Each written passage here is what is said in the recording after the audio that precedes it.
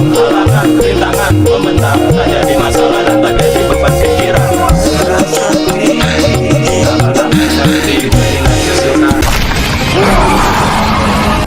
Halo, assalamualaikum teman-teman. Jumpa lagi dengan saya Ilham Haris. Selamat datang di channel Purnomo The Series. Gimana kabar kalian? Semoga selalu sehat dan baik-baik saja ya. Kali ini kita akan meneruskan merangkum Donghua Sisingchi Season 7 versi manhwa episode 45 ya guys. Dan alangkah baiknya teman-teman juga nyimak episode-episode sebelumnya biar tahu cerita selengkap-lengkapnya. Kalian bisa cek playlist di deskripsi ya. Dan gak usah berlama-lama lagi, langsung saja gas cuy. Di episode sebelumnya diperlihatkan Raja Gila yang dengan sengitnya bisa mengimbangi kekuatan roh darah bumi. Dan ternyata roh primordial Raja Kebajikan Taizun masuk ke dalam tubuh Raja Gila. Di episode ini scene diawali dengan diperlihatkan Dewa Tianyi yang masih meneruskan ceritanya kepada Dewa Sasin dan Tathagata. Di situ ia mengatakan kalau semuanya tiba-tiba berubah setelah kedatangan Dewa Sasin dan Tathagata. Jika kalian tidak muncul, aku mungkin akan terus membelah menjadi dua dan bermain-main tanpa henti di sini. Kalian membuatku senang. Akan tetapi, masalah roh darah bumi saat ini belum sepenuhnya terselesaikan, ucap Dewa Tianyi di situ. Lalu Dewa Sasin pun di situ berkata, Tathagata, apakah kamu ingat bagaimana kamu sampai ke surga 34 ini? Dan Tathagata pun langsung menjawab kalau ia masih ingat, dan itu karena sepakan roh darah bumi waktu itu. Lalu Dewa Tianyi pun berkata, kamu harus mengikat takdir. Sepertinya dari suatu tempat semua ini telah direncanakan oleh seorang master. Karena saat roh darah bumi mengirimu ke sini, itu membuat aku menjadi bangun lagi. Tathagata pun di situ lalu berkata, apakah itu semua kebetulan? Dewa Tianyi pun menjawab, bukan.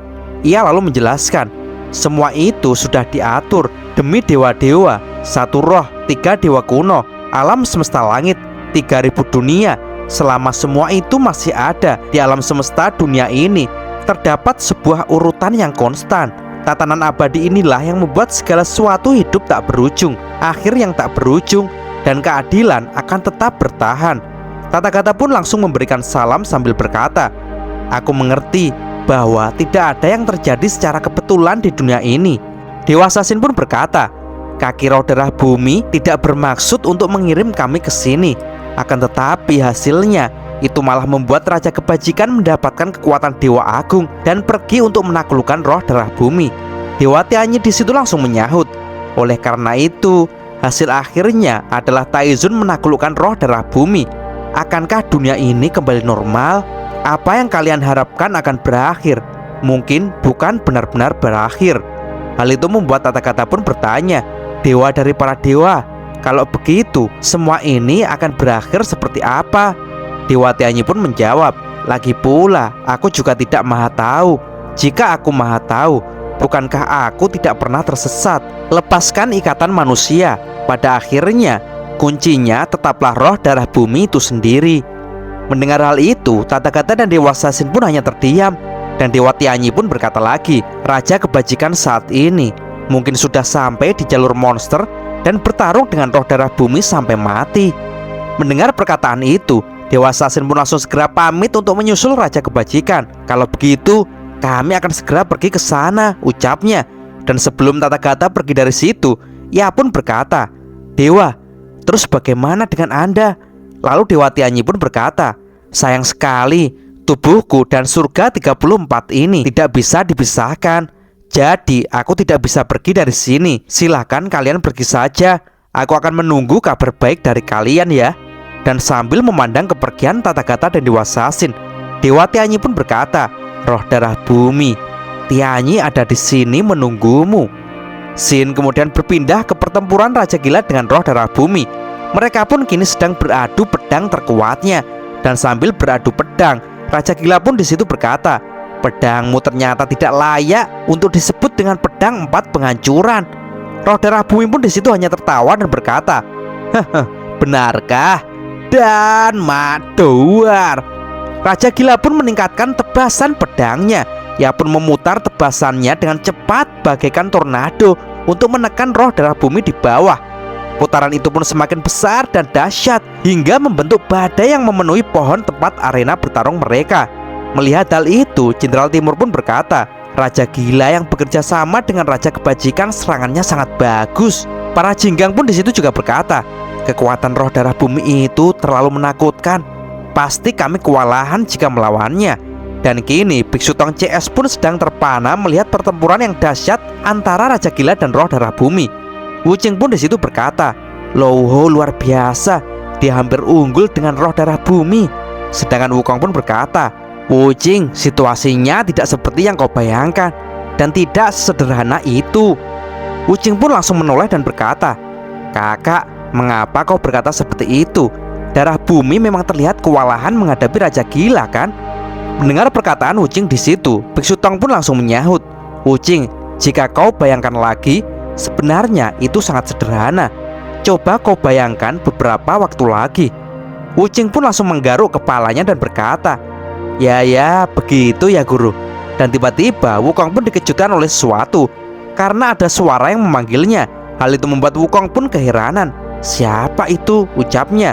Wukong pun jadi kebingungan karena ia sudah menoleh ke sana kemari, tapi ia tak menemukan siapapun. Hingga akhirnya ia pun melihat ke arah batu jantung bumi. Dan benar saja, ia pun seketika langsung terkejut karena di jantung bumi itu terlihat wujud kera raksasanya dan juga wujud tubuh aslinya yang dewasa. Dan di situ Wukong dewasa pun berkata, Wukong, ayo kemarilah, mari kita bicara. Jelas saja hal itu langsung membuat Wukong pun terkejut. Kita, ucapnya. Beralih kembali di pertempuran, roh darah bumi pun masih berduel dengan sengitnya. Adu pedang pun terjadi lagi, membuat mereka berdua pun terpental. Roh darah bumi pun berkata, bagus sekali, ayo tunjukkan lagi kemampuanmu. Roh darah bumi pun langsung menyatukan kedua pedangnya. Sedangkan Raja Gila pun langsung melompat kembali untuk menyerang lagi. Tapi tiba-tiba saja muncul lubang hitam di atas roh darah bumi. Lubang itu semakin membesar, dan roh darah bumi pun berkata, lubang neraka tak berujung. Lubang hitam itu pun langsung ia hadapkan kepada Raja Gila. Tapi Raja Gila pun tak gentar sedikit pun. Ia pun sambil mengayunkan pedangnya berkata, hei, lubang hitammu akan kubelah. Rasakan ini, ma'wet rak. Dan tak disangka, pedang iblis Raja Gila pun malah tertancap di lubang itu dan tak mampu membelah lubang hitam itu, guys. Raja Gila pun langsung menarik pedangnya dan bersalto ke atas, sehingga roh darah bumi pun tak jadi menyerang Raja Gila dan berkata, kau ternyata cukup cepat juga ya. Akan tetapi tak disangka, pedang iblis Raja Gila pun kini telah patah menancap di lubang hitam tadi. Roh darah bumi pun berkata, hehe, ini adalah penghancuran bentuk dan fase. Sebagian pedangmu telah musnah dan tak ada fase lagi. Jiwa Raja Kebajikan yang ada di dalam tubuh Raja Rahu pun berkata, sungguh tak terduga, roh darah bumi benar-benar mengeluarkan bintang hantu penghisap yang level kekuatannya sudah sangat tinggi. Dia benar-benar lawan yang tangguh. Raja Gila pun langsung menyahut, jurus darah bumi ini sangat aneh. Patkai pun di situ juga keheranan dan bertanya, guru, itu apa itu? Wuching pun langsung menjawab, guru itu bukan maha tahu segalanya, kakak. Patkai pun berkata lagi, guru, kamu benar-benar tidak tahu ya? Biksu Tong pun dengan raut wajah sinis berkata, tidak tahu. Dan tiba-tiba saja Biksu Tong pun dikejutkan oleh sesuatu, karena ada hal yang aneh pada diri Wukong. Wukong, kamu? Karena terlihat Wukong pun hanya berdiri dan terdiam dengan tatapan mata yang kosong. Sin kemudian beralih roh darah bumi yang saat ini ia mengubah api dan petir di tangannya menjadi sebuah cambuk. Raja Gila yang melihat hal itu pun tetap saja percaya diri dan berkata, sekalipun pedangku telah patah, aku bisa memotongmu dengan hanya setengah pedang saja. Roh darah bumi pun langsung menjawab, oh ya, betulkah? Itu terserah kamu saja deh. Seketika roh darah bumi pun langsung melompat dengan pecut api di kedua tangannya sambil berteriak, hei, rasakan ini. Melihat serangan itu, tampaknya Raja Gila tak gentar sedikit pun. Ia pun lalu memutar pedang yang sudah patah itu dan jedar. Adu kekuatan pun terjadi, membuat tempat pertempuran menjadi bergetar. Terlihat mereka berdua pun masing-masing menahan tubuhnya agar tak terdorong oleh tekanan senjata lawan. Tapi tak berhenti di situ, roh darah bumi pun tanpa basa-basi menyabetkan pecutnya lagi. Dan dua. Jenderal Timur yang menonton di situ berkata, tampaknya kondisinya kurang baik. Jenderal Barat pun langsung berkata lagi, apakah kita juga harus ikut campur dalam pertempuran ini? Jenderal Timur pun menjawab, tunggu dulu. Dan kini serangan-serangan pecut roh darah bumi pun semakin menekan Raja Gila. Dan benar saja, pecut roh darah bumi akhirnya berhasil membuat pedang iblis itu lepas dari tangan Raja Gila. Roh darah bumi pun segera memanfaatkan kesempatan itu untuk segera menjerat tangan Raja Gila dengan pecut apinya. Roh darah bumi pun langsung menarik Raja Gila ke arah lubang neraka tak berujung sambil berteriak, "Biarkan aku membawamu masuk ke dalam kegelapan neraka yang tak berujung ini." Hahaha. Di sisi lain, kini Wukong pun tiba-tiba tersadar dari lamunannya dan berkata, "Guru, kamu memanggilku ya?" Biksu Tong yang heran dengan Wukong pun balik bertanya, "Wukong, ada apa sebenarnya denganmu?" Wukong pun lalu menjawab, "Guru, ini bukan masalah yang besar. Aku hanya ingin bertarung dengan roh darah bumi. Tapi aku ingin kamu melakukan satu hal untukku." Mendengar hal itu, Biksu Tong pun langsung bertanya, "Kamu ingin aku melakukan apa, Wukong?" Wukong lalu menunjuk kepalanya dan berkata, "Guru, tolong bacakan mantra untuk mengusir jiwa kutukanku. Aku ingin pergi dari masa lalu dan semua kenanganku." Shin langsung beralih memperlihatkan flashback sedikit ketika Wukong dipanggil-panggil oleh jiwanya dari dalam jantung bumi waktu itu. Ketika Wukong dipanggil-panggil oleh jiwanya dari dalam jantung bumi tadi, dan tiba-tiba saja muncullah Wukong dewasa di situ dan berkata, "Hei, ini aku adalah dirimu di kehidupan sebelumnya." Wukong pun lalu bertanya, "Tempat apa ini sebenarnya?" Wukong dewasa mengatakan kalau ini adalah jantung bumi. Wukong pun jadi keheranan dan berkata, "Apa? Aku berada di dalam jantung bumi?" Wukong dewasa pun berkata lagi, "Jantung bumi pada mulanya adalah sumber hati makhluk hidup. Jadi di mana ada makhluk hidup pasti mempunyai hati. Setiap makhluk hidup bisa masuk jantung bumi dan bisa melihat apa itu yang dinamakan diri sejati. Sebenarnya kamu baik-baik saja dan bukan sedang berada di dalam jantung bumi. Tapi kau saat ini sedang melihat dirimu di dalam hatiku di kehidupanmu yang sebelumnya. Bahkan aku itu juga adalah dirimu sendiri." Wukong yang masih kebingungan itu pun lalu berkata, Aku tidak begitu mengerti. Intinya saat ini aku bertemu dengan diriku di kehidupan sebelumnya kan?" Wukong dewasa pun menjawab, "Tidak bertemu, tapi kita tidak pernah pergi." Wukong pun bertanya lagi, "Kalau begitu, dapatkah kamu membantuku untuk memecahkan masalah ini?" Wukong dewasa pun lalu berkata, "Aku itu sebenarnya juga dirimu. Sebenarnya yang bisa memecahkan masalahmu itu juga dirimu sendiri." Wukong pun berkata lagi, "Roh darah bumi saat ini sedang mengamuk di luar. 3000 dunia dipertaruhkan. Aku ingin mendapatkan kembali kekuatanku secepat mungkin untuk bertarung." Seketika Wukong wujud kera raksasa pun langsung mengenduskan nafasnya dengan keras. Wukong dewasa pun berkata lagi, "Tidak ada yang bisa diambil, hanya karma yang menyertaimu. Karma adalah sesuatu yang terakumulasi dalam hidup kita." Wukong pun jadi tambah bingung dan bertanya lagi, "Karma apa? Apa pentingnya itu? Yang kuinginkan sekarang aku ingin mendapatkan kembali kekuatanku." Wukong dewasa pun menjelaskan lagi, "Setiap kali kamu berinkarnasi, kamu akan mengumpulkan karma. Dan kamu tidak dapat menggunakan karma aslimu sekarang karena kekuatan karma yang diakumulasikan oleh generasi ketiga terpaksa diblokir." Wukong yang masih saja bingung bertanya lagi, "Apa sih sebenarnya yang kamu bicarakan?" Melihat Wukong yang masih tak paham-paham juga, Wukong dewasa pun tiba-tiba mendekat kepada Wukong dan berteriak, "Monyet bodoh, kamu masih tidak mengerti? Untuk mendapatkan kembali kekuatanmu, kamu harus membersihkan karmamu dulu. Baru kekuatanmu akan berhasil kau dapatkan kembali. Ngerti kamu? Artinya kamu harus melupakan segalanya di kehidupan sebelumnya dan 3 kehidupan. Mulailah dari awal seperti selembar kertas kosong. Jadi kamu bisa menemukan kembali jiwa keras sejati. Karena jiwa itu berada di bagian terdalam di dalam jiwa kita." Terlihat wujud kera raksasa pun langsung mengenduskan hidungnya lagi. Dan Wukong pun mulai berpikir dan berkata, "Mengulang kembali selembar kertas kosong." Jadi gitu ya guys. Itulah alasannya saat Wukong tersadar, Wukong meminta Biksu Tong untuk mengusir jiwa kutukannya dan membersihkan semua kenangan masa lalu dan sekarang. Biksu Tong pun disitu langsung berkata, "Wukong, apa yang kamu bicarakan?"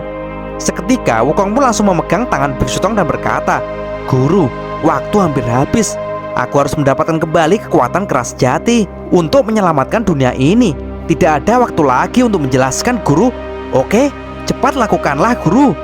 Biksu Tong pun langsung berkata, mendapatkan kembali kekuatanmu. Tapi bagaimana jika memorimu hanyut dan lenyap? Karena jika aku menggunakan anti kutukan untuk membasuh ingatan hidupmu, kamu akan melupakan segalanya dan memulai kembali lagi.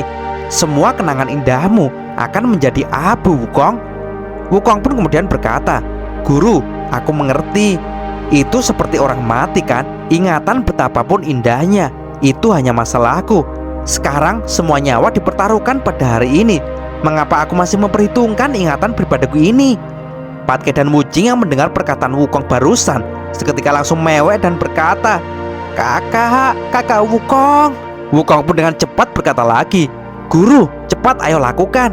Demi semua makhluk hidup." Sun Wukong tak akan melihat ke belakang lagi. Melihat Wukong yang sudah sangat siap, Biksu Tong pun langsung mengeluarkan cahaya emas dan bersiap untuk membacakan mantra. "Kalau begitu, baiklah Wukong, mudah-mudahan dapat berjalan seperti yang kita harapkan." Dan wush, jari Biksu Tong pun langsung membentuk gerakan Buddha dan segera menyentuhkan ke jidat Wukong. Beralih di pertempuran, terlihat roh darah bumi yang telah menjerat Raja Gila. Kini roh darah bumi pun akan melemparkan Raja Gila ke dalam lubang neraka yang tak terbatas itu. Tapi tiba-tiba saja, magreb, dengan cepat naga Aosue langsung menangkap Raja Gila.